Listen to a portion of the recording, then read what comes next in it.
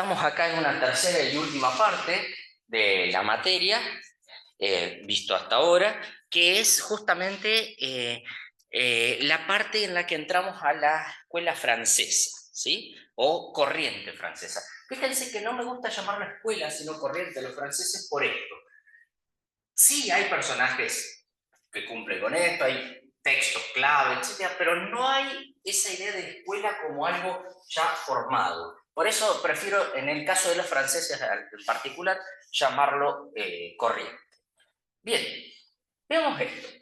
Todo comienza hacia los años 30, digamos, según según Badiou, cuando los pensadores franceses empiezan a intentar reunificar aquello que con Descartes se había distinguido en el sujeto entre el sujeto como cosa pensante y el sujeto como cosa viviente, y que se había extremizado a fines del siglo XIX, principios del XX, con Bergson, ¿sí?, por el lado del vitalismo, y con Brunswick por el lado del conceptualismo, o la idea de idea, justamente. Ahora, ¿qué está pasando acá? Ocurre que en la versión o la visión de Bourdieu, ¡ay Dios, otra vez le digo Bourdieu y Bachelard! De Badiou, hay una especie de intento de todos los pensadores franceses, por lo menos no los clásicos, sino los nuevos, de reunificar en la idea de sujeto, ¿sí?, esa idea de sujeto que se había partido, y ello a partir de 4 operaciones que van a fundamentar la tesis nacional de la escuela francesa, que son estas 4 operaciones. La operación alemana. Ellos, los franceses, vuelven a los alemanes, Hegel, Husserl, Heidegger, que es contemporáneo, el propio Marx, etcétera, Freud, y empiezan a reinventar a su modo, al modo francés, lo que los alemanes les habían enseñado, ¿sí? Es decir, no se quedan con el pensamiento de los alemanes, sino que crean algo nuevo, propio, a partir de ello. Después hay una operación sobre la ciencia. La ciencia debe dejar de verse como una cosa cerrada, un invento de unos pocos que la manejan, y la convierten en algo más de creación artística, como se va a ver en Bachelard, quien juega continuamente con las ideas de metáforas a la hora de explicar la propia estructura de la física. Bueno, después de una operación política, el pensador, el intelectual, ya no puede quedarse encerrado viendo el mundo pasar, sino que tiene que tener un fuerte compromiso político, que es lo que ellos hacen. Muchos de ellos están presentes en los movimientos del Mayo francés, del Mayo del 68. Y por último, modernizar la filosofía.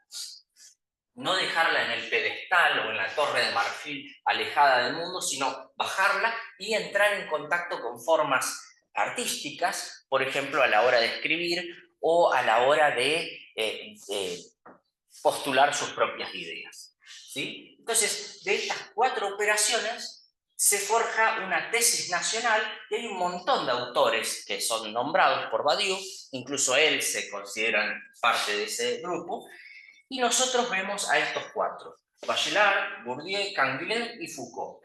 Cuando tienen corchetitos es porque hay textos de ellos o que tratan sobre ellos, ¿no? Empecemos por Bachelard. Bachelard es un gran historiador, epistemólogo y físico. Y él tiene una serie de textos que son epistemológicos, donde nos narra la historia y la epistemología de la física de una manera bastante novedosa. Pero básicamente, en cuanto a su epistemología, partamos de esta frase: el hecho científico se conquista, se construye y se comprueba. Es decir, no hay un hecho científico como una entidad ahí esperando a que nosotros lleguemos, sino que el propio científico debe tener la tarea activa y cuidadosa de construir ese objeto. Fíjense que para él la ciencia debe producir una ruptura epistemológica, romper con el sentido común, con el lenguaje ordinario, con las nociones, etc., sino que tiene que hacerse una comprensión de la realidad a partir de una visión del sujeto sobre sí mismo. Es decir, tiene que ser la ciencia algo completamente abstracto con respecto a la realidad. Tiene que ser una construcción teórica difícil, ardua, que le guste chocar con la experiencia. Porque si se deja llevar por la experiencia, lo más probable es que termine obstaculizando su propia tarea científica. Y de hecho, él usa la noción de obstáculos epistemológicos. Los obstáculos son entorpecimientos, trabas con las que se encuentra psicológico, es psicológica estas trabas, con las que se encuentra el investigador a la hora de hacer ciencia. Estas trabas surgen de la propia percepción o el punto de vista del investigador. Un investigador debe buscar la abstracción total y sin embargo cae en obstáculos como por ejemplo el animismo o el vitalismo, que consiste en ver, o el mito de la digestión, como si el mundo físico, de las cosas físicas, se moviera como una digestión perfecta, o el sustancialismo, que no permite distinguir entre sustancia y propiedades, o los mitos, el obstáculo verbal, que consiste en usar el lenguaje llano como si ese lenguaje pudiera explicar la naturaleza de los elementos físicos, ¿no? Estos son todos errores que deben subsanarse. Por eso, si queremos conquistar el hecho científico, debemos superar los obstáculos. Pero además, tenemos que construir el conocimiento a través de una continua vigilancia epistemológica, una especie de psicoanálisis o autoanálisis que el científico debe realizar sobre sí mismo. Fíjense, este tiene 3 niveles. En primera instancia, la vigilancia debe hacerse sobre la experiencia. ¿Qué posición tomo ante la experiencia? ¿La tomo como que las cosas que están ahí son así? Bueno, eso es un obstáculo epistemológico, el obstáculo de la experiencia primera. Por lo tanto, hay que superarlo. Luego hay que aplicar un método de trabajo, que es un método racional, un método pensativo, difícil, arduo. Y de esa manera podemos superar todas las experiencias primeras, los obstáculos mínimos, y siempre prestando atención a no caer en ellos. El tercer momento, si se quiere, es el método mismo, es decir, un análisis sobre el método mismo. No solo sobre el método que elegí como tal, sino también sobre la validez del método elegido, su pertinencia, su capacidad de plantear y resolver problemas, etcétera, etcétera. Por otro lado, tenemos como fin el racionalismo aplicado, que es el paso que nos permite comprobar que estemos haciendo las cosas bien.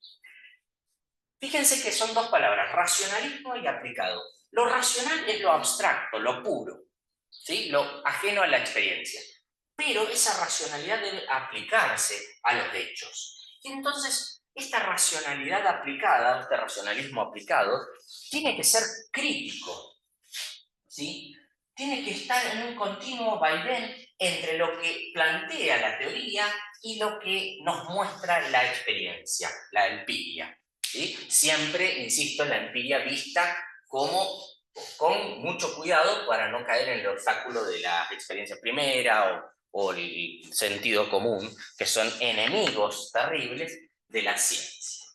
De esta manera, para Bachelard, empezando con la física, se podría comprometer otra serie de ciencias, ¿sí? O disciplinas científicas a la hora de forjar una epistemología que, como verán, nos dice que la ciencia no avanza por aciertos, sino en contra de los errores. La ciencia es una construcción en contra del error. ¿Y el error de dónde viene? ¿De la naturaleza de las cosas? No, de uno mismo. Entonces, por eso hay una especie de psicoanálisis o vigilancia continua del científico sobre su propio proceder.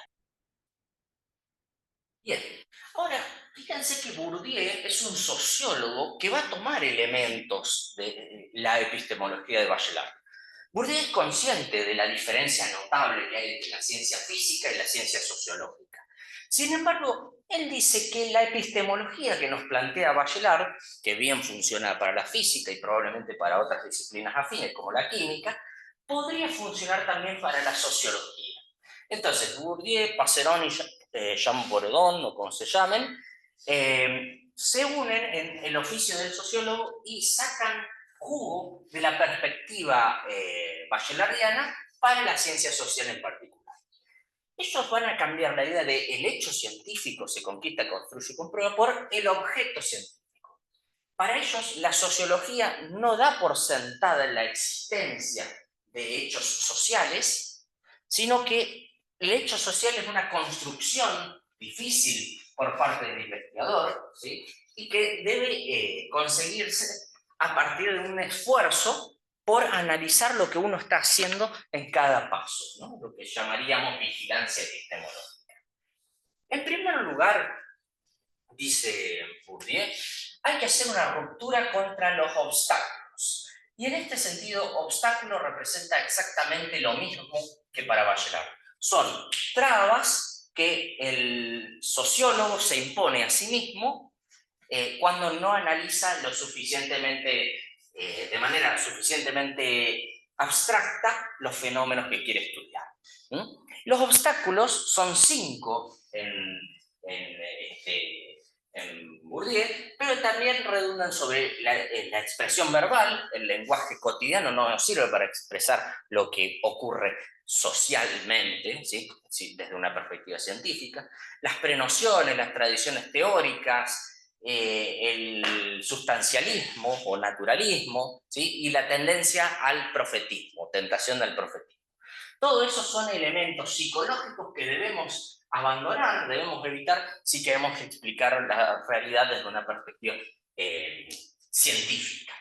Luego viene la construcción. La construcción está ligada al concepto de vigilancia, que quiere decir una construcción difícil, ardua, mirando, pero fundamentalmente la idea de construcción en Bourdieu, está ligada a la idea de ars inveniandi, arte de descubrir o de inventar. Básicamente consiste en que yo, como sociólogo, puedo analizar fenómenos sociales nuevos atendiendo de manera análoga a lo que ya se hizo en otras partes. Y excita la analogía que se puede trazar entre, por ejemplo, la construcción de las iglesias góticas con la construcción de sumas teológicas en el siglo XIII. ¿Qué pasa?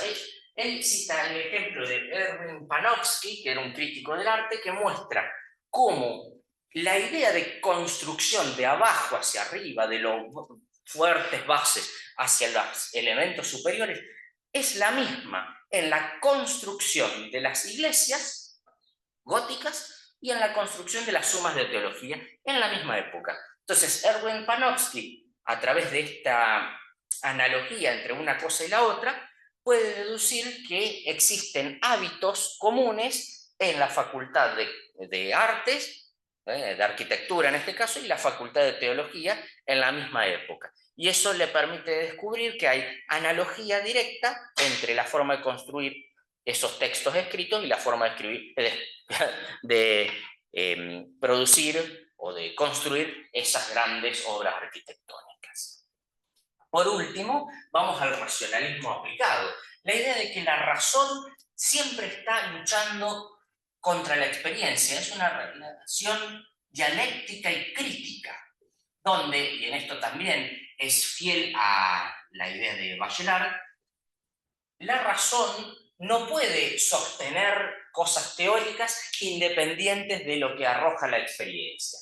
De igual manera, la experiencia debe esperarse que se acomode a los parámetros teóricos o metateóricos que exige el investigador desde su marco.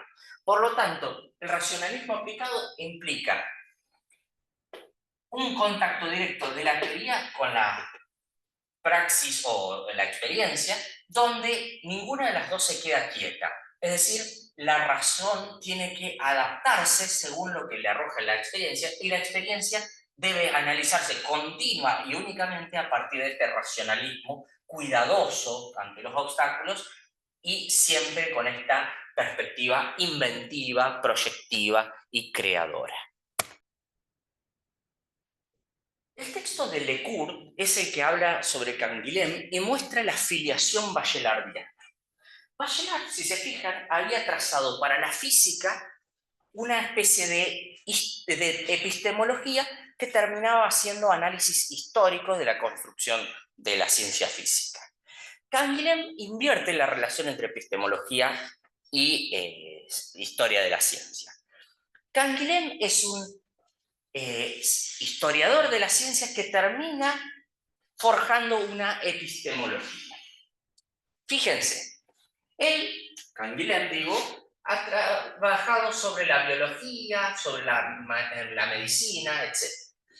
Y dice que la historia no es una sucesión de eventos lineal, ¿sí? No es esto la historia, un descubrimiento atrás del otro en una línea progresiva ascendente, sino al contrario es una idea de determinaciones, olvidos, desencuentros, vueltas, idas y vueltas en la construcción del gran relato que es el camino de la ciencia.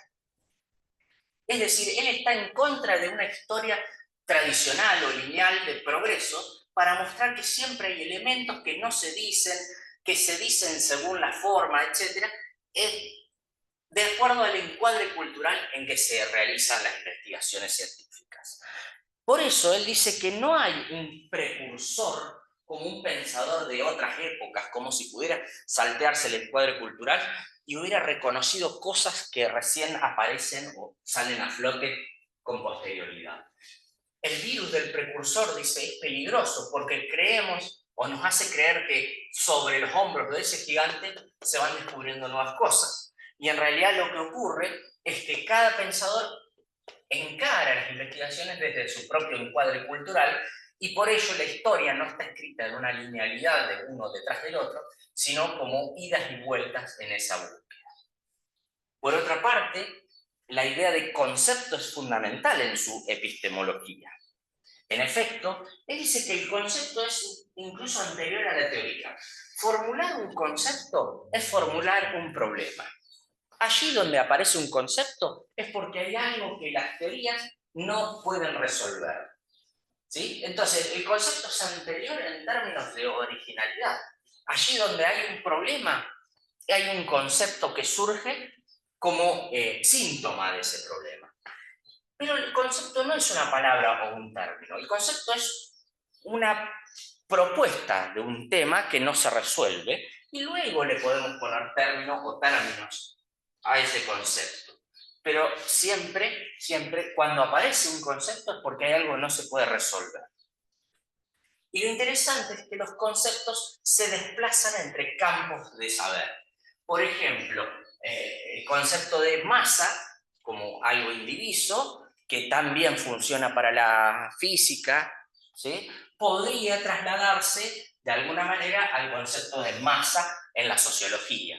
Ahora, ¿qué tipo de desplazamiento del concepto hacemos? Un desplazamiento lineal sería injusto, porque sería pensar que la masa es la masa de este cuerpo, como si fuera una universalidad absoluta, y cuando hablamos de las masas populares, por ejemplo, estaríamos hablando en un sentido de indivisibilidad, de imposibilidad de diferenciar entre los agentes sociales, etc.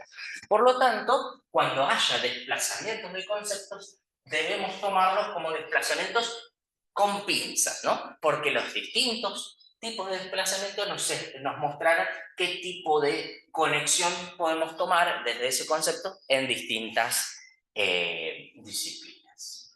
Como pueden ver, en Canguilhem la idea del cuadro cultural es muy fuerte porque muestra que cada autor genera ciencia desde su propia perspectiva histórica, ¿sí? Y por ello es que no necesariamente lo que se descubra en el futuro va a ser resultado necesario de un descubrimiento anterior que por inercia lleva siempre al progreso. El último autor que vemos acá es Foucault, ¿sí? Que hereda de Canguilhem la idea de que hay una relación continua entre el encuadre cultural o la episteme, como llamará Foucault, y la realidad en la que se van gestando los avances, si se puede decir así, de la ciencia. Para él, ¿sí? Para Foucault, las relaciones discursivas son las posibilitantes de ciertas prácticas y de formas de hablar de las cosas que dan lugar a, por ejemplo, la aparición de las ciencias. Por ejemplo, para ilustrar esto, de cómo el discurso opera en la formación de objetos científicos, él va a hablar de la psicopatología. A ver, él dice, locos hubo en todas las épocas, en todos los mundos, en todos los lados. Pero de la locura como objeto solamente se puede hablar a partir del siglo XIX, ¿sí? Con plena potestad. La psicopatología es una disciplina médica que nace en el siglo XIX para, digamos, tratar un problema en especial que es el de la locura. Pero, ¿por qué nace la locura como problema? Bueno, vamos al concepto epistemológico de reglas de formación de objetos. Fíjense que no dice construcción de objeto en sentido de Bourdieu, sino formación del objeto. ¿Cómo se forma? ¿Cómo aparecen las prácticas discursivas y termina configurándose como un objeto científico? Bueno, él dice que para explicar el nacimiento del objeto locura debemos analizar las superficies de emergencia, es decir, el contexto histórico en el que surge la locura como un problema. Y ustedes piensen en las grandes ciudades del siglo XVIII, llenas de gente, donde todos trabajan y van a la iglesia. Ahora, el loco, que antes no era un problema, ahora empieza a ser un problema porque no trabaja ni va a la iglesia, o si va, el cura no puede hacer nada para calmarlo. Por lo tanto, aparece lentamente, ¿sí? Empieza a emerger un problema, desde estas superficies, empieza a emerger un problema que no tiene solución con las instancias tradicionales. Luego, aparecen las instancias de delimitación. El discurso médico y el jurídico empiezan a amigarse para tratar esta nueva situación social que evidentemente es un problema público y privado para las familias y que no tenemos en ese entonces mecanismos para solucionarlo. Entonces, lo que hacen los grandes discursos es sacarlo de la iglesia, del ámbito de la familia, etc., y convertirlo en una instancia delimitada, es decir, un objeto con sus propias reglas y con los propios ámbitos médico y jurídico o judicial de aplicación de lo que hay que hacer. Y entonces vienen las rejillas de especificación, que son todas las divisiones, clasificaciones, subdivisiones que podemos hacer sobre este fenómeno que acaba de emerger y al cual se nos exige tratamientos, cuidados, métodos de análisis, métodos de estudio, etc. Por lo tanto, ya al interior de la disciplina psicopatológica es que empiezan a surgir esta serie de distribuciones de campo del objeto locura como un campo de estudio con microclasificaciones, divisiones, métodos de trabajo con el paciente, ligazón con las instituciones, etc. Y así, entonces, podemos ver cómo hay reglas con las cuales podemos explicar la formación de los objetos en un momento histórico determinado. Cuando Foucault dice que no se puede hablar de cualquier cosa en cualquier época, lo que nos está diciendo es básicamente, locos hubo siempre, pero la locura como objeto de estudio y de tratamiento recién puede explicarse en un contexto histórico determinado.